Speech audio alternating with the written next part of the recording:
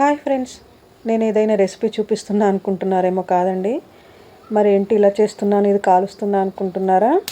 ఇది క్యాబేజ్ అండి. Big బాస్కెట్లో order చేశానండి కొన్ని ఫ్లవర్స్, ఫ్రూట్స్, వెజిటేబుల్స్ అవి. ఈ క్యాబేజ్ కూడా 10 రూపీసే ఉందండి. అయితే ఆర్డర్ చేశాను. నాకు దీన్ని చూస్తే ఎందుకో కొంచెం డౌట్ అనిపించిందండి. ఎప్పుడైనా మార్కెట్లో తీసుకుంటే పల్చని లేయర్స్ వస్తాయి. ఇదైతే చాలా తిన్నగా ఉందండి లేయరు.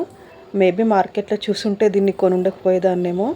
ఇంకా ఆర్డర్ చేస్తే వచ్చింది కదా, కర్రీ చేద్దామని కట్ చేస్తున్నానండి.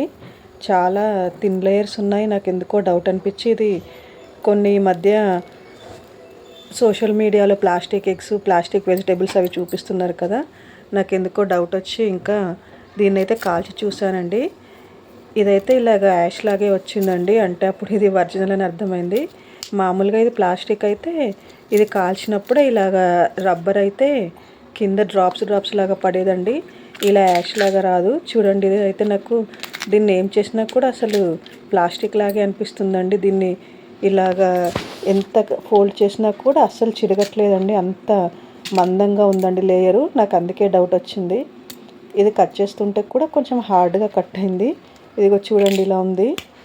అందుకే డౌట్ వచ్చి ఎందుకైనా మంచిదని ప్లాస్టిక్ కాదో తెలుసుకుందామని కాల్చి చూసానండి. కానీ ప్లాస్టిక్ కాదని తెలిసిపోయిందండి. అమ్మాయి అనుకున్నాను.